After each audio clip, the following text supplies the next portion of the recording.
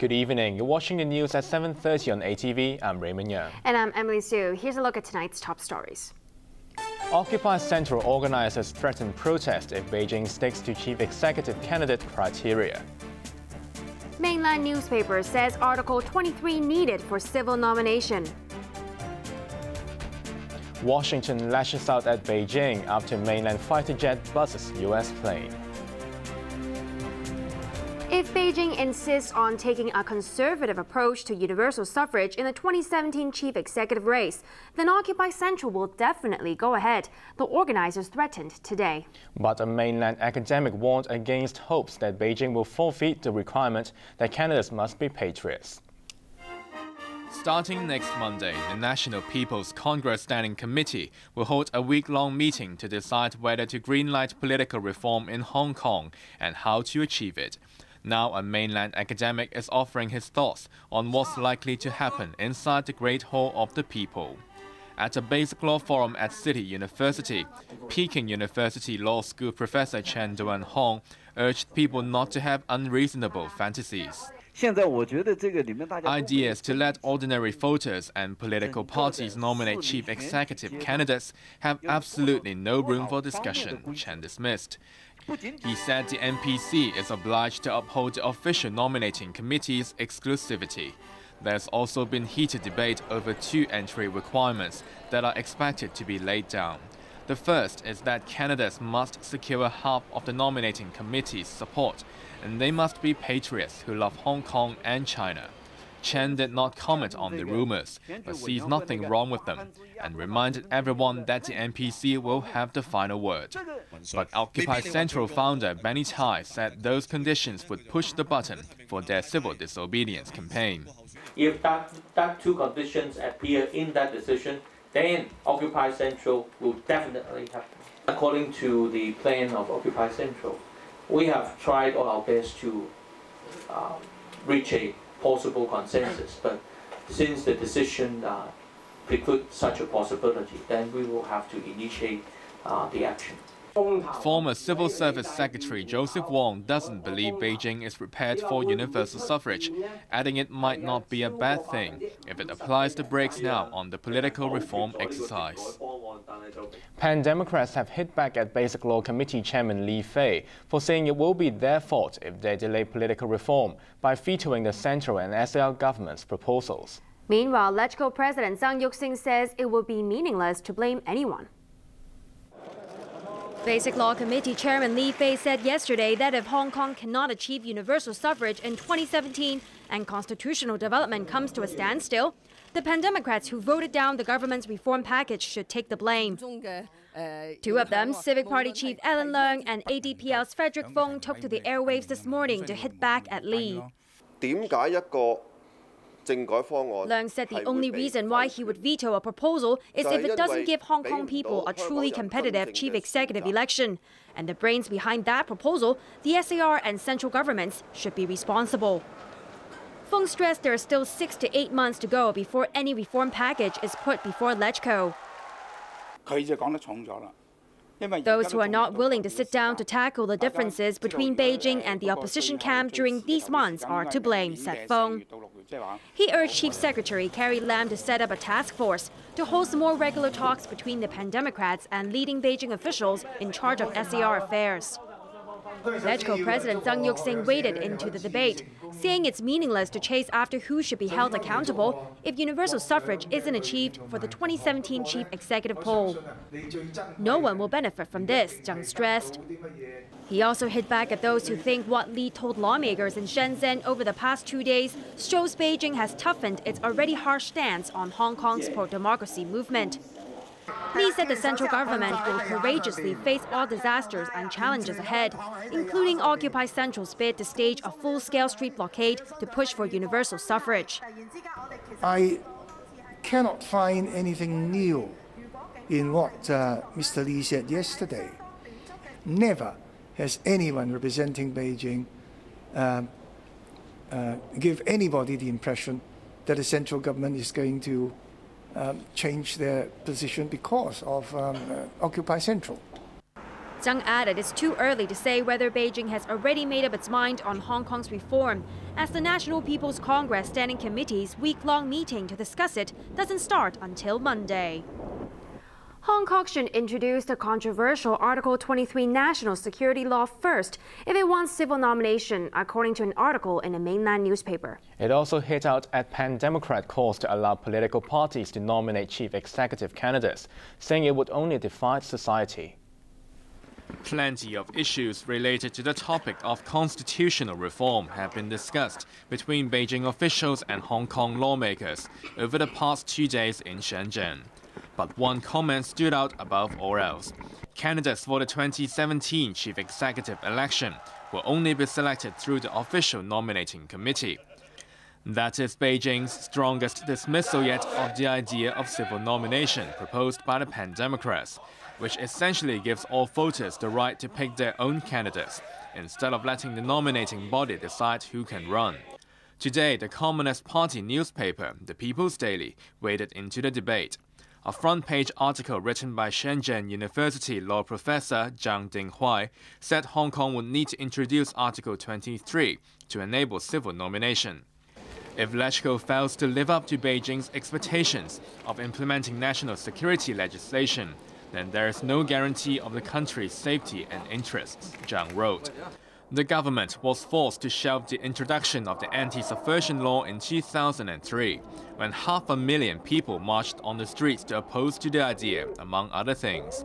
Zhang went on to attack the idea of a three-track system, where political parties are also allowed a say in choosing chief executive candidates. Since Hong Kong is now mainly divided into pro- and anti-Beijing camps, letting political parties nominate candidates would only polarize society. He also questioned the motive behind the supporters of so-called genuine democracy, who defied the electoral procedures stipulated in the Basic Law. Beijing officials have already made the effort to meet Hong Kong lawmakers, but they cannot make compromises without standing firm on their principles, the article added. It's now time for parties to respond by taking Hong Kong's interests into account, wrote Zhang. The business sector has bashed the universal pension scheme proposals for its short-term sustainability. The main concern is that young people today may find themselves unable to benefit from the scheme. Yeung reports. The debate about Nelson Chow's universal pension scheme proposal continued on the radio this morning, with the business sector saying it opposes the plan. Chow's long-awaited proposal released on Wednesday offers $3,000 a month for anyone over 65.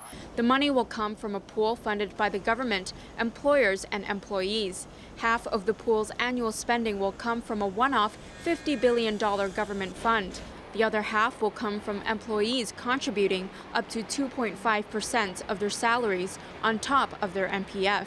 Finally, employers will be subject to a payroll old age tax, which would be matched by their employees. According to this plan, the pension pool is predicted to go into a deficit by 2026. But businesses aren't happy about the idea. The business and finance sector does not support this plan, especially when recipients are not subject to a means test of their assets, said legislator Jeffrey Lam of the Business and Professionals Alliance. He questioned how the plan would fare once the fund reaches breaking point and criticized it for its short-term sustainability. Lam pointed out that with the aging population, there will be increasingly more people getting paid and less people contributing. He said with the plan's uncertain future, people in their 20s may find themselves unable to benefit from the scheme when it's their turn to retire after contributing to it their entire careers. But Chief Executive of the Council of Social Services, Chua Hoi Wai, said Lam's worries were too conservative. America has been complaining about something similar for the past 20 years, Chua said. But there are many ways, such as pushing up the eligible age back to prolong the sufficiency of the fund. Meanwhile, Chow says he hopes the current government will be able to decide on a pension scheme to solve the ongoing issue of elderly poverty. Wina Wong, ATV News. Health Chief Yeung says checkups will be arranged for people attending events or conferences who come from West African countries hit by the latest Ebola epidemic. The World Health Organization, meanwhile, warned of months of struggle ahead against the deadly outbreak. More than 1,400 people have died among the 2,600 known cases of the deadly Ebola virus in West Africa since the outbreak was first identified in March. But these figures could be underestimated, with families hiding their infected loved ones and the existence of shadow zones where medics cannot go. The World Health Organization also admits the epidemic, the world's deadliest yet, could be bigger than thought. We expect several months of very hard work. We expect several months of really struggling against this outbreak. The WHO believes 6 to 8 months is a reasonable estimate for the time that will be needed to halt the outbreak. But I want to point out that the situation is not a hopeless situation. Ebola is not a new disease. This is an infection that we understand how it's transmitted, how it goes from person to person. And when you understand that, you have the keys for success. Despite initial assertions by regional health officials that the virus was contained in its early stages, case numbers and deaths have ballooned recently since the outbreak spread from its initial epicenter in Guinea to Liberia, Sierra Leone, and Nigeria. Here in Hong Kong, Health Chief Yeung assured people today that authorities will contact organizers of events and conventions if any of their participants come from the 4 West African countries hit by the deadly epidemic. Ko said health checks will be arranged for them as soon as they step off the plane. He added that that was what was done for 2 Red Cross volunteers who returned to Hong Kong yesterday after they spent a month in West Africa doing Ebola-related work. The White House says it's deeply concerned after accusing a Chinese fighter jet pilot of flying dangerously close to a U.S. aircraft. The Chinese jet flew within a few meters of the U.S. plane in international airspace off the mainland coast. Joyce Wu reports. Washington has released photos of a Chinese fighter jet that it says came extremely close to a U.S. patrol aircraft. The U.S. says the incident happened on Tuesday when an Su-27 fighter made several close passes by a Navy P-8 Poseidon patrol aircraft 217 kilometers east of Hainan Island. There has been no official comment from Beijing, although mainland media corrected the U.S. report, saying the plane was actually a J-11 fighter. The White House condemned the incident. It's obviously a deeply concerning provocation, and we've communicated directly to the Chinese government our objection to this type of action. The Pentagon says the aircraft were just 6 meters from each other at one point, and the incident could affect America and China's military relations. The Chinese jet also passed the nose of the P-8 at 90 degrees with its belly toward the P-8 Poseidon. We believe to make a point of showing its weapons loadout. Last November, China set up an air defense identification zone in the East China Sea and said that aircraft flying through the zone must follow its rules. The U.S. and Japan have refused to comply and deliberately flown undeclared military aircraft through the area. In 2001, a Chinese jet collided with a U.S. spy plane, killing the Chinese pilot. Joyce Wu, ATV News. Still to come on ATV's main news tonight. The Philippines marks the 4th anniversary of bus hostage tragedy. And sweet revenge for Atletico Madrid in Super Cup after beating crosstown rivals Real.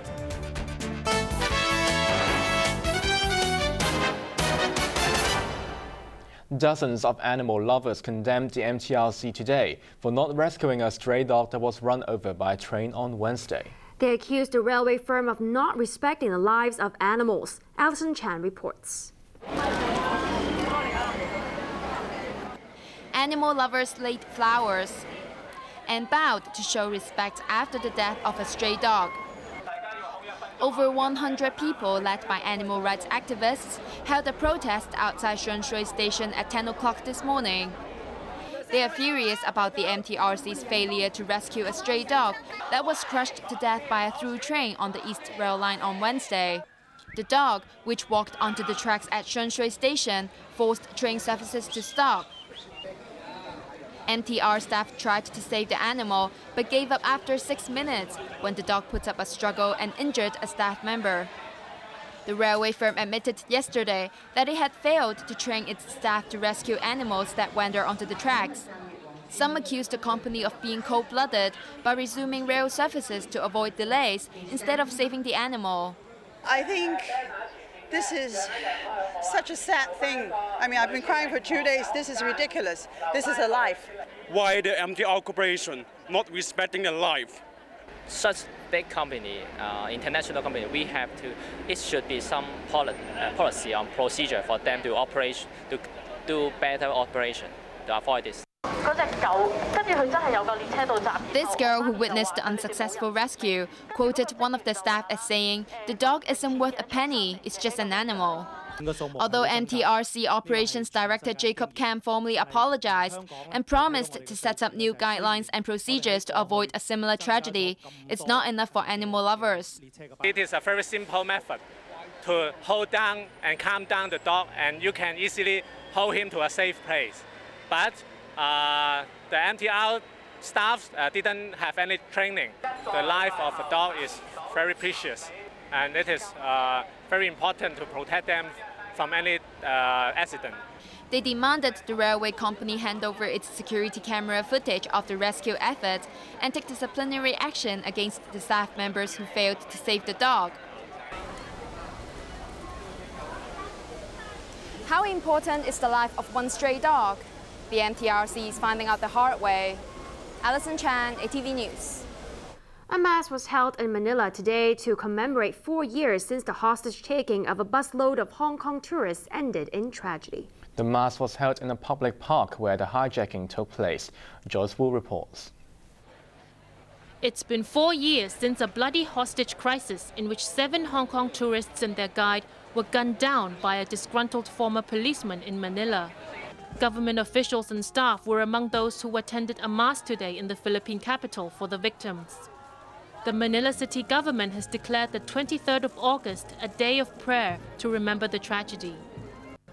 The service was held near the Quirino Grandstand where the hijacking took place. We hope that with this, the healing process will be faster.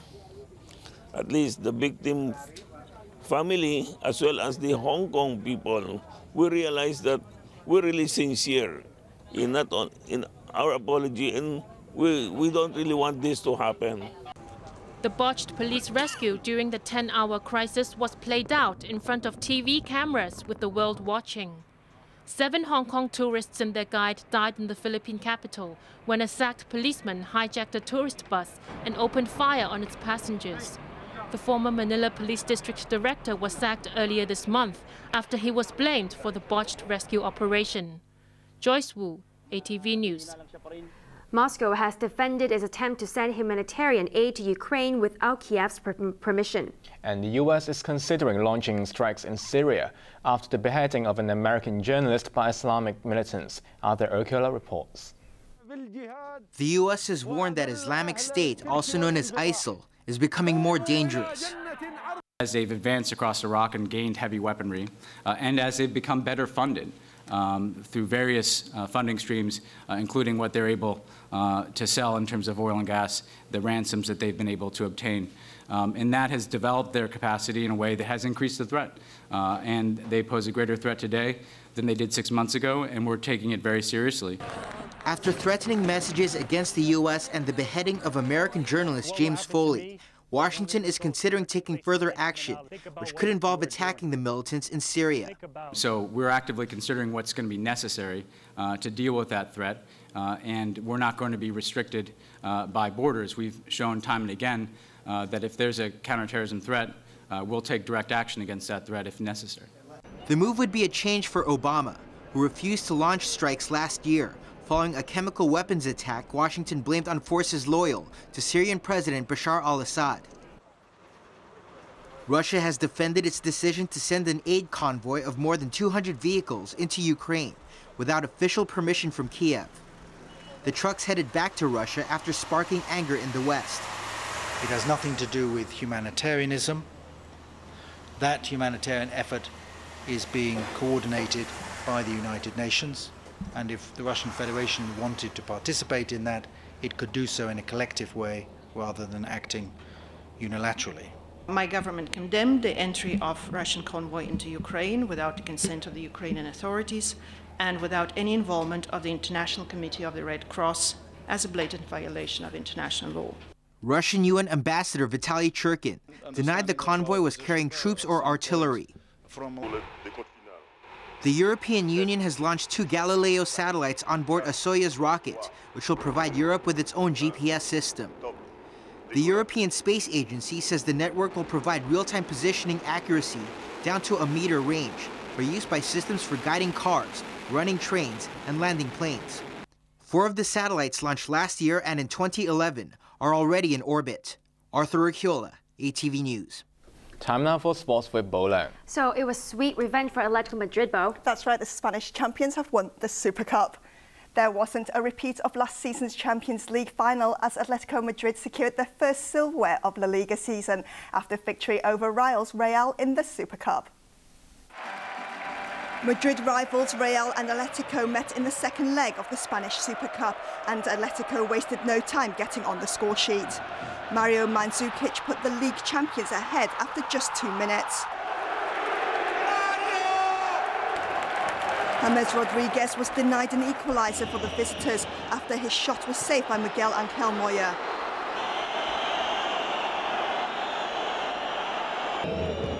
The Colombian had another chance, but he headed the ball wide past the post.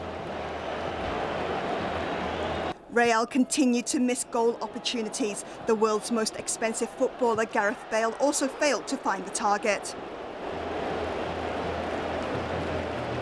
Raul Garcia went close to adding a second for the home side after the restart, when his volley smashed the underside of the crossbar. Cristiano Ronaldo came on for Toni Kroos in the second half, but he barely made an impact. The visitors were then reduced to 10 men in stoppage time when Luka Modric was shown a second yellow card. Atletico held on to the 1-0 win of the night, giving the champions a 2-1 aggregate victory and a sign of what's to come in the battle for the league title. In other sports news, Rory McIlroy is on track for his 4th straight win at the Barclays. Defending champion and world number 2 Adam Scott sits on top of the leaderboard after the second round at Ridgewood in New Jersey. Scott fired 4 straight birdies from the 5th before adding 2 more at the 12th and 18th to finish at 8 under 134. Joining the Australian in the lead is Cameron Tringale, who carded a bogey, double bogey and 6 birdies. After a shaky start, world number 1 Rory McIlroy putted 6 birdies at the halfway stage. But the Northern Irishman has some catching up to do after finishing with a 3 under 139. Also in the 3 under group is Sergio Garcia. 5-time major champion Phil Mickelson just made the cut with a 72, which included a shot from the catering area. At the German rally, Jari-Matti Ladvala has surged into the lead after his Volkswagen teammate Sebastian Ogier crashed out.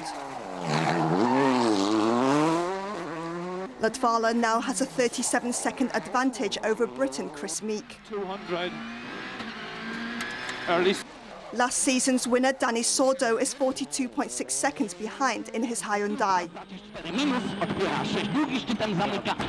Robert Kubica of Poland dropped 4 minutes after his car slid off the tracks and had to be pushed back onto the road by spectators. In cycling, it was a wet and rainy 5th stage of the USA Pro Challenge in Colorado. Laurent Didier of Luxembourg powered to the finish line to clinch his first stage win in the 7-day race.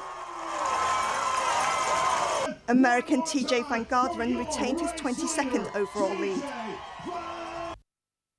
A look at the weather before we go. It was mainly fine today with isolated showers. Temperatures range from 27.2 to 32.2 degrees, while the relative humidity was between 67 and 89%. Winds were light to moderate coming in from the south. Let's check on the ultraviolet reading. The maximum recorded for the day was 12. Tomorrow's UV index will be around 12 as well.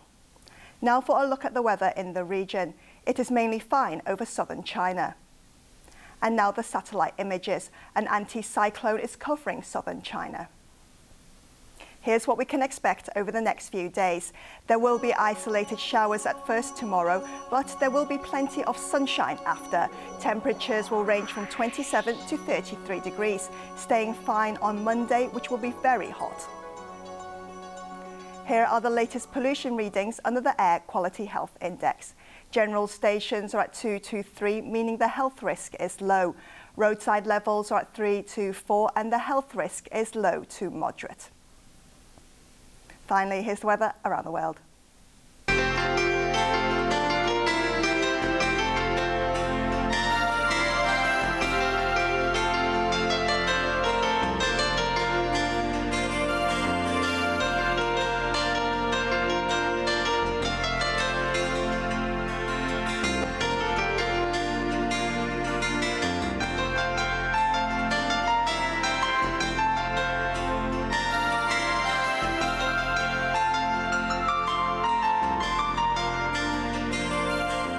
That's our main news for Saturday night. We'll have an update in 1 hour. I'm Raymond Yeung. I'm Yeung. And I'm Emily Sue. Thank you for watching ATV. Good night. Good night.